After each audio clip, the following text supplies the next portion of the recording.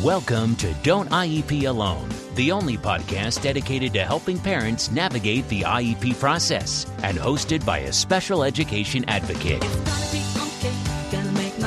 Your host has been attending IEP meetings for over a decade and has helped thousands of parents go from an IEP rookie to an IEP all-star. Be prepared to learn tips that will be a total game changer for you as a parent advocate and, most importantly, your child's outcomes. Partnered with the award-winning Blog a Day in Our Shoes, you'll be confident, knowledgeable, and actually looking forward to your next IEP meeting. Don't IEP alone. Get ready. Here's your host, from suburban Philadelphia, Lisa Leitner. Hey everyone, how is everyone doing today?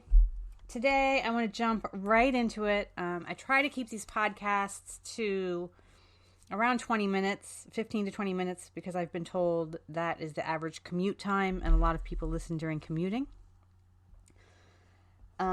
So I think this might even be a two-parter. Depends on how far off I go.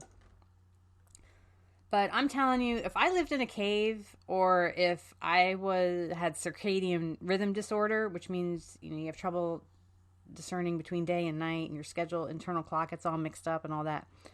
If I lived in a cave and didn't know what day it was and only had my Facebook group and Facebook page and blog to tell me what day it was, I would always be able to tell you when it's spring and the holidays. Because in spring is when my inbox and voicemail and everything else just explodes with discipline issues. And it's happening again. So I know that it is springtime. I know that we are nearing the end of the school year because I am getting so many calls and emails about suspensions. I talked one day last week about you being called to come get your child and all that. But let's take that next step into your child has actually been suspended, and they're calling it a suspension, and perhaps it's not even the first or second or third day of suspension. It might be several. So first of all, there are 0 studies out there. 0. Let me repeat that. 0, 0, 0. None. Nada. Nothing. Nil. There are 0 studies out there that show that an out-of-school suspension benefits a child in any way. And by that, I mean behaviorally, academically, and so on. It may benefit them in that they don't have to go to school that day, and they're just thrilled because school is already tough for them. They already struggle. They feel like no one understands them. Nobody's listening to them. They have trouble communicating, so they act out and they get suspended. Hooray! I've escaped this situation. I get to stay home for a few days and not deal with this. Okay? But suspensions are punitive in nature. That's it. Punitive. There's no other value in a suspension besides punishment. It's also a form of seclusion because that child is staying at home while his or her peers are at school, and the school year and the school day is going on without them.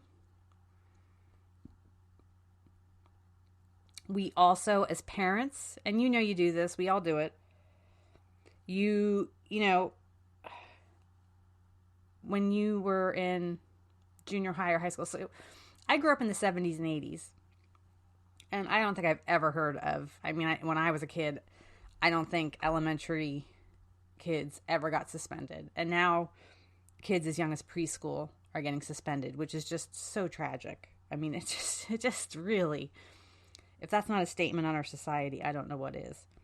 But in the 80s, nobody really got suspended until we were in high school. And even then it was, the quote unquote bad kids, right? and you didn't want to hang around the bad kids, or your parents encouraged you to not hang around the bad kids who got suspended. There's a social stigma attached to it. So it's punitive, it's socially destructive to your child, it's a form of seclusion. There are no benefits. There's no upside of suspending a child. That's my point here. Okay? Some states have passed legislation that have said that you cannot suspend a child until they're at least 7 or 8 or whatever grade. It's definitely a move in the right direction. I don't think it's enough, but it's a move in the right direction. Okay? We know nationwide about 15% of kids have an IEP. That's about the nationwide average. Of course, if you live in Texas, they were trying to keep it under 9% or something like that, illegally. Poor Texas. Really feel bad for any kid who lives there. Talk about a systemic issue. And this is why when people go, oh, you love Obama.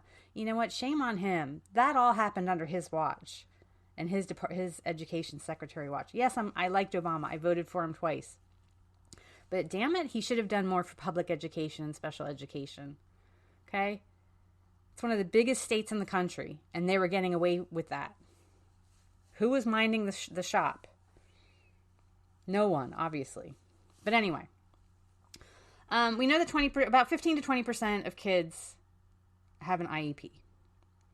But we also know that kids with IEPs have a very disproportionately high rate of suspensions.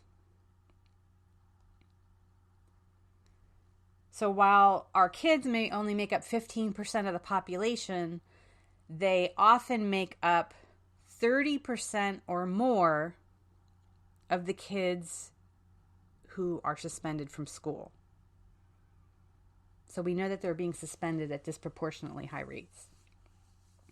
I read an article a while back that there were a couple of school districts in Virginia where if a child was Black and had a disability, they had basically a 90% chance of being suspended from school.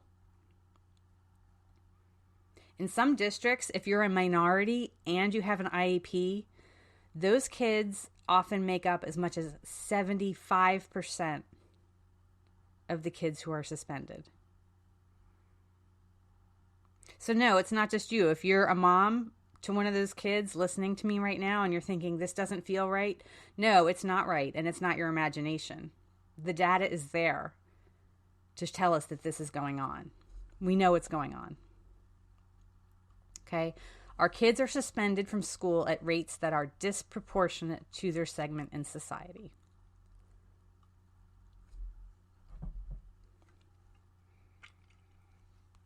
However, I hope it doesn't get to that, but there are some things you can do. Just like if you're called to come get your child and they're not calling it a suspension, but let's say it is their first suspension,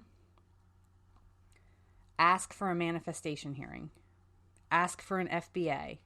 Ask to revisit the behavior plan, and do all of this in writing. They don't have to give you one. A suspension is not considered a change in placement requiring a manifestation hearing until 10 days consecutive or 15 days cumulative. It may vary by your state. That's kind of the general guideline. And Pennsylvania has this really weird rule that if your child has an intellectual disability, even a 1-day suspension is considered a placement change and requires a manifestation hearing. But that is only Pennsylvania. But anyway, request it. It starts your paper trail that you are trying to solve this problem with supports rather than punishment. And come to the table with solutions. kids understand, all behavior tells you something. So whatever the behavior is that got them the suspension, there's some message behind that behavior. And that's what a good FBA does for you. It tells you what the antecedents are to that behavior. But, behavior, antecedent, behavior, consequence. If the antecedent was that they wanted to escape, then the consequence was that they were rewarded because they get to escape.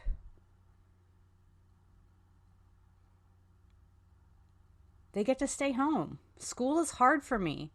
And if I do this, they let me stay home. So I'm going to keep doing this because I hate school. It's hard for me. I get bullied. I can't read.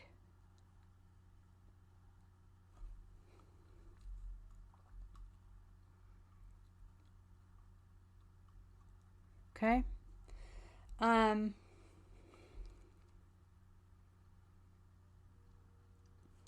will go over in the next podcast. I'm going to go over manifestation hearings and what to expect and how to prepare for one. But at this stage of the game, if you're not at a manifestation hearing yet, at least ask for one. And you can word it like that in your email. Hey, I'm very concerned about this.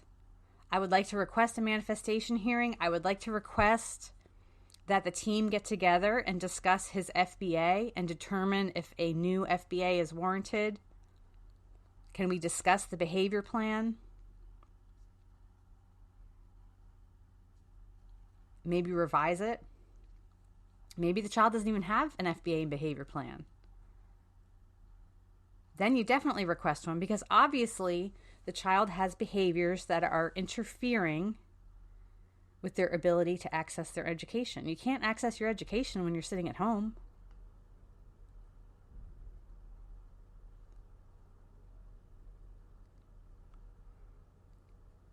Okay? It really upsets me. It just puts kids further behind. If your child already has a gap between him and his age peers and school's hard for him, staying home just makes it harder. That's just all that much more material that the child has missed out on. Okay? Ask for the homework. They are required to give that to you. Okay?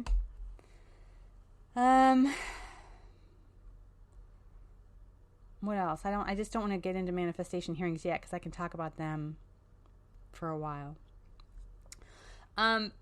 If your child is being suspended and they do not have an IEP, this is one that happens, but you've been perhaps asking for one, you definitely want to read my post on Child Find because this is also why you want to request a behavior plan or an FBA and behavior plan. Because Child Find requires that schools identify kids who need special education. They're required to. And there's that they known or should have known. So if you're constantly emailing them, asking for evaluations, asking for an FBA, and they keep declining to do that, but yet they're happily suspending your child, that fits into that should have known piece. And if you get to that point, you should probably reach out to an attorney because you're likely due some comp ed in that case. It's just this trend. It's this school to prison pipeline trend. And there are some districts in my county who have these kids pegged, and I say your child's seat on that school to prison pipeline is reserved, and they've got him on it. It just becomes this self-fulfilling prophecy where your child's a discipline problem, blah, blah, blah. And then they get to 16, 17 years old and they just want to quit. Why not? They're getting suspended all the time anyway. They can't read. They're failing.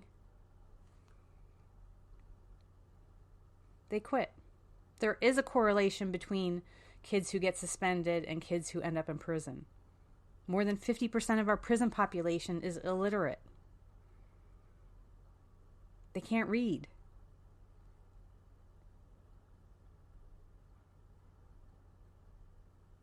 Okay, if you're driving in your car and you have a kindergartner who's been suspended, please don't panic. Please don't have like an anxiety attack and be like, oh my God, I'm going to crash. Because you can fix this. You can turn it around. The earlier, the better.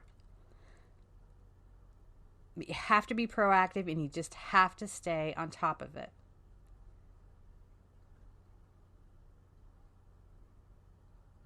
Once your child gets that label, they just get that label.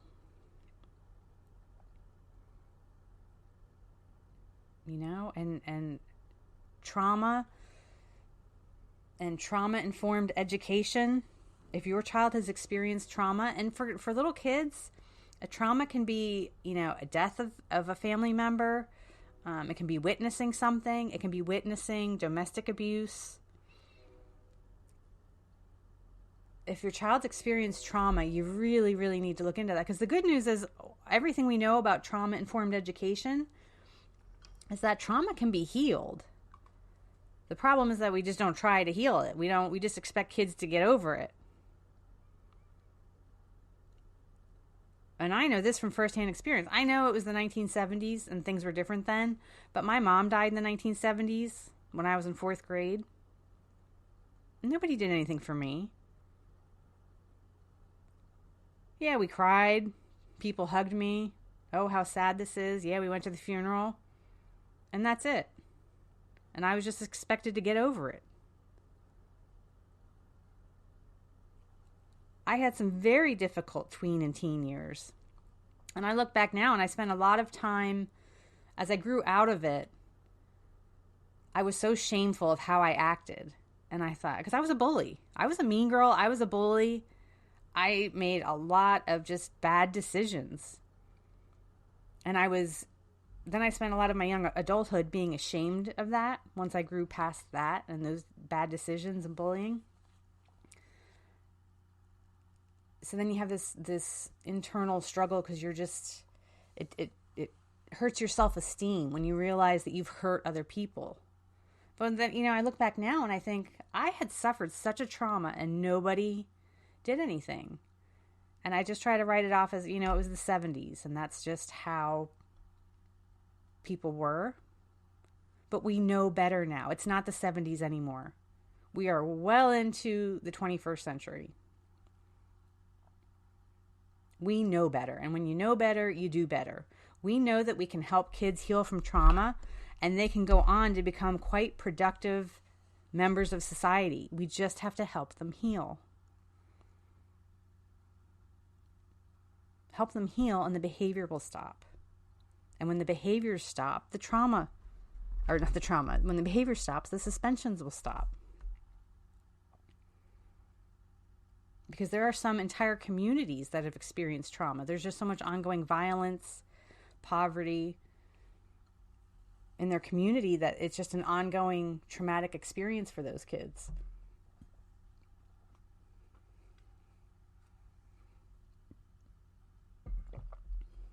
So, suspensions. Just please actively engage in the process. Stay on top of it. Keep your paper trail. Keep your requests going. Read your procedural safeguards. Discipline procedures for kids with IEPs is in procedural safeguards. If you don't have a copy handy, just get online and Google IEP procedural safeguards in your state, and you'll get you'll come across a digital copy somewhere. Okay, because it explains it in there. I find a lot of parents, you know, I've lectured you on this before. You all don't read your procedural safeguards. If your child is being suspended, you need to read them. And you need to read them over and over and over.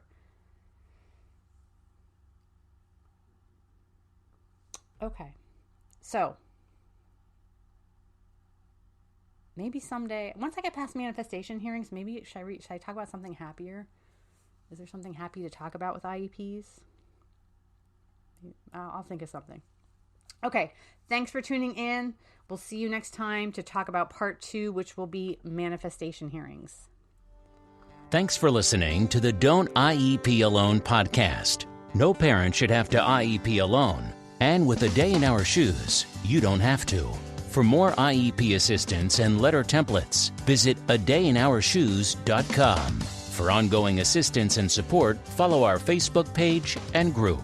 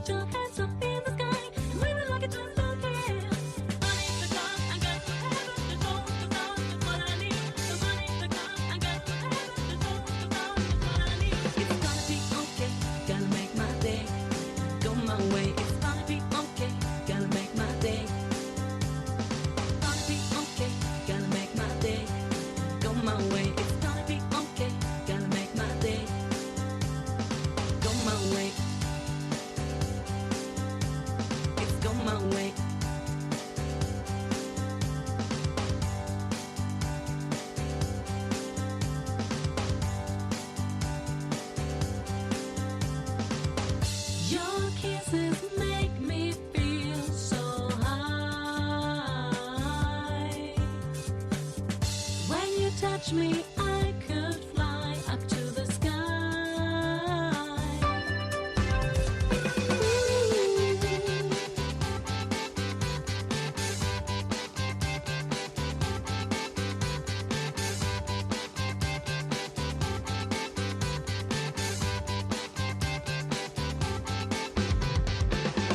Every day I'm on my road, but today is the day.